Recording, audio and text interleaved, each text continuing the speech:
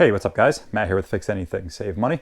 Today we are going to be showing you how to install an expansion tank onto your water heater.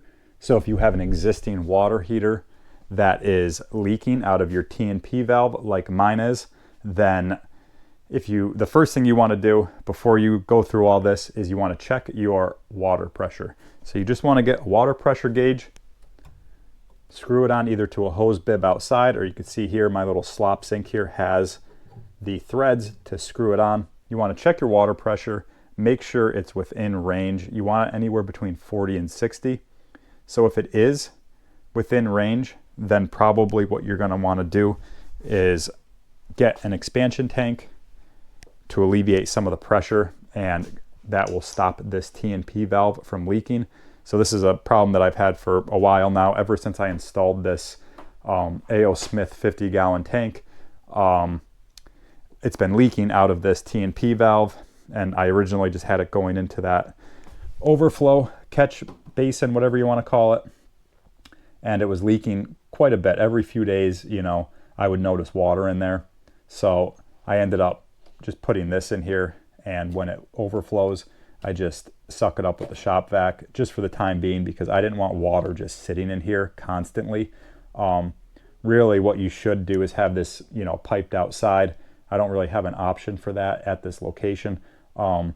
So I just have it kind of going into here, sucking it up, but really this shouldn't be leaking like it is. So that indicates that there's a pressure problem, and the pressure problem is most likely because I'm on city water at my house, and the city water has a lot of different pressure fluctuations, I've learned. And it seems like when that happens, this thing kicks on, which is good. That's doing its job. It's doing what it should be to alleviate the pressure in this tank. And it's spilling water out. It's, taking the pressure out of the tank exactly like it should. But, we don't want pressure building up in here in the first place more than, there should be. So we're going to be installing this expansion tank. So I'll just real quick go over. So you can see here, if you have I don't know if you can see this, but pretty much it kind of tells you your pressures, and anywhere from a 30-gallon up to a 50-gallon water heater, you would be using a 2-gallon expansion tank, which is that. And then if you have like very large water heaters, like a 66-gallon, 82-gallon, 100-gallon, you would be using the 4.5-gallon expansion tank. So we have a 50-gallon. We're right at the limit of what we could be using the 2-gallon for. So we're going to go with the 2-gallon expansion tank. I just picked it up at Home Depot. So we're going to be walking you through the process step by step. The very first step is going to be to turn the power off to this water heater. So we're going to flip the breaker that powers this water heater.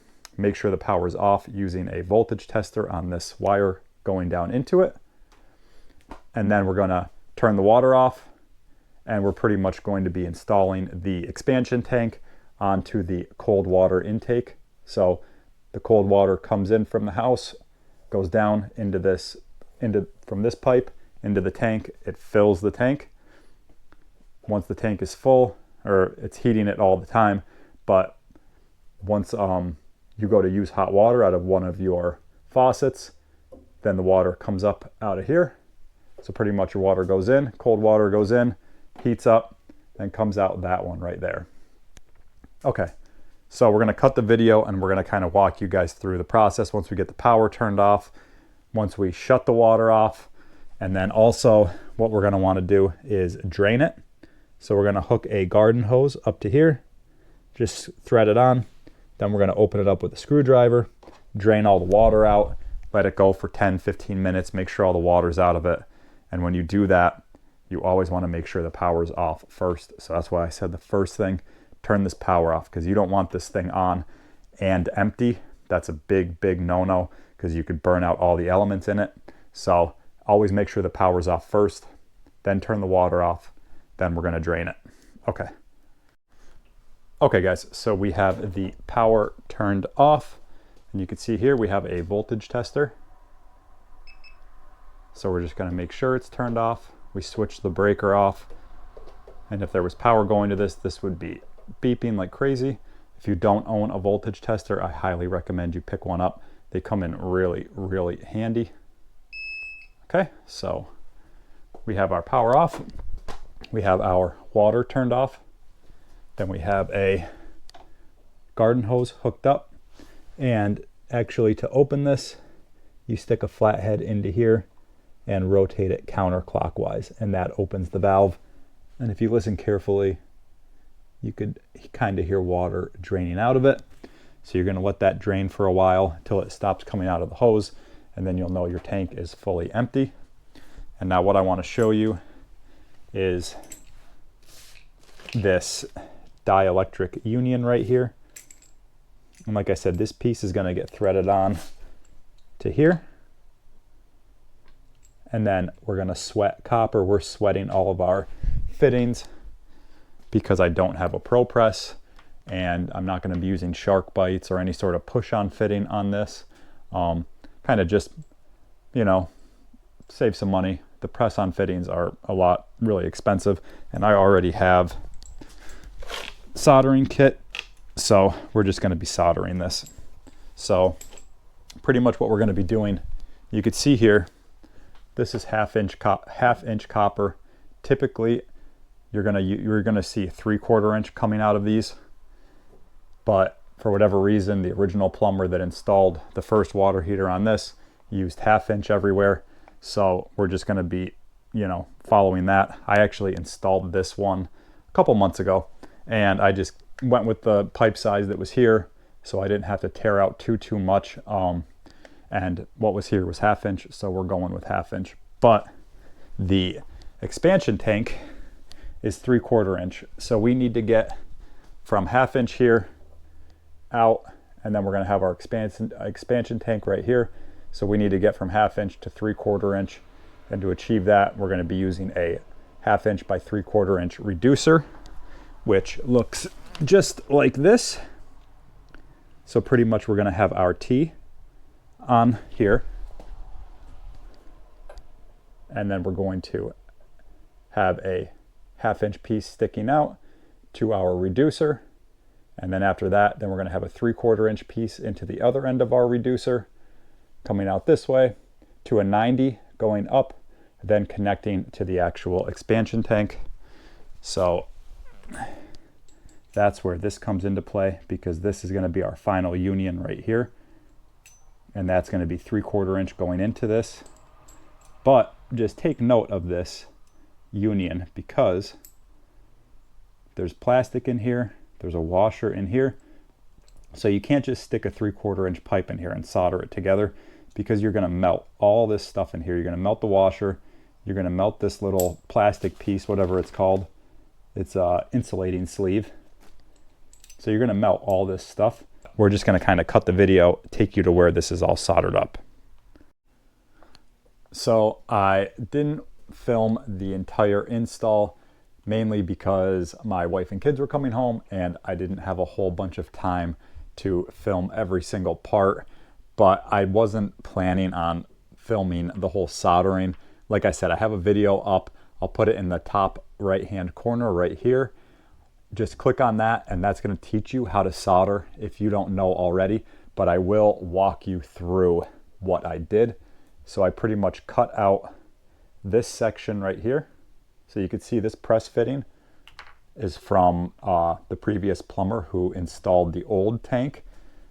So I cut from right here down to right here.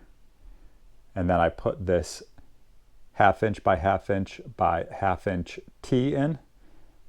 This is just a 1/2 inch coupling. And then I cut this piece to fit in here. I think it was whatever, 5.5 inches or something, 4.5 maybe. So then from this T, and I know you're gonna have a lot of comments, look at that solder drip. I, was in a hurry and I didn't clean up my solder joints. I never claimed to be the best solderer, but I will say they don't leak.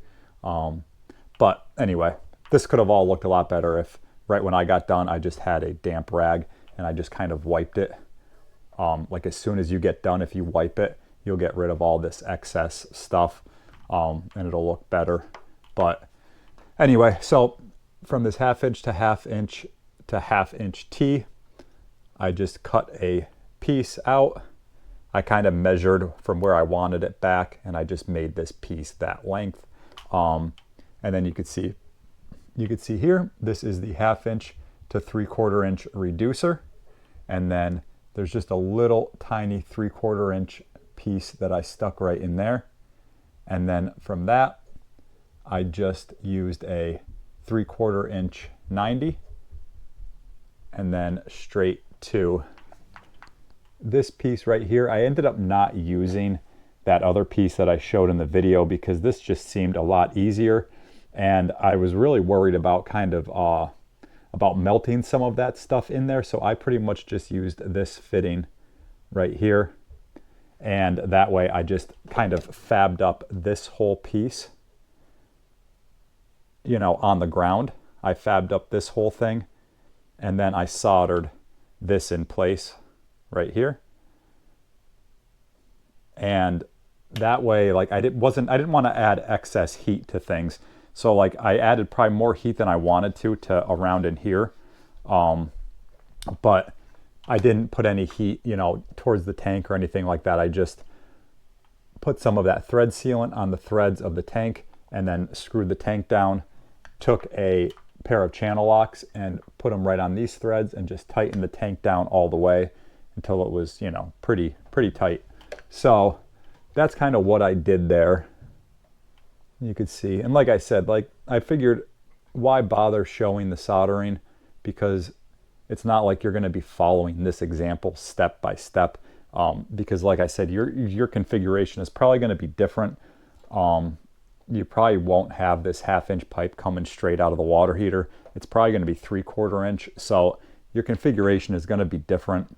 But pretty much what I did after I got this all in place and I screwed the tank on, I then, you know, unscrewed the garden hose, closed this valve right here, rotating it clockwise, closed that valve, unscrewed the hose, and then I turned on the cold water and the hot water. I turned both of these valves on. I let the tank fill up. So I just waited like 5-10 minutes. And then what you want to do is go to a faucet and turn your hot water on all the way. And you're going to see or hear a bunch of air shooting out. And you want to keep that hot water on until it starts flowing evenly and there's no more air. So once all the air is let out and it's flowing hot water, you know, from the hot tap, I usually just turn, you know, the hot water on all the way. Then I turn the cold water on once it's flowing out and there's no more air coming out of the hot water. Then I will turn the cold water on too. And then just wait another like 5-10 minutes before you turn your power back on. The reason for that is you want to make sure this tank is 100% full before you turn your power back on or turn your gas back on or whatever, because you don't want this tank like 3/4 of the way full and then your heating element burns out. So that's the main thing, is making sure this tank is full and then turning the power back on or turning the gas back on. So yeah, that pretty much sums up this video. So one thing I also didn't mention was this was also causing my pipes to knock really bad. It almost sounded like a whistle that was coming from the faucets, or from the pipes rather, when you would turn one faucet on, and that fixed that problem immediately. It doesn't do it at all now. I tried it a bunch of times. You know, this has been on for a few hours now, and I plan on obviously keeping an eye on it, keeping this little container down here just to make sure nothing spills over. But I do think that that was the issue with the overflow kicking on, and that knocking noise that I heard was I was just getting like very uneven pressure coming out of the city water supply. And even though I do have a pressure regulator, I feel like it had something to do with that. So if you have those issues and you don't have an expansion tank on your water heater, then that's probably what you're going to need to do. as long as you check your water pressure and your water pressure is good, that's probably what the issue is. So hopefully this video helped you guys. Like I said, I apologize for not filming, you know, this whole hookup, but if you know how to solder, you know, you could see these connections and what I did there. But that did fix the issue. So if you guys have any questions, be sure to reach out in the comments and I'll get back to you as soon as I can. Otherwise, if this video helped you out, be sure to give it a like and be sure to subscribe to the channel. I have a whole bunch of other tool DIY videos. You know, I have videos up on how to install this, how to install an overflow, how to adjust the thermostat to make your water temperature higher. So yeah, guys, be sure to check those out. And yeah, thanks for watching and we'll see you next time.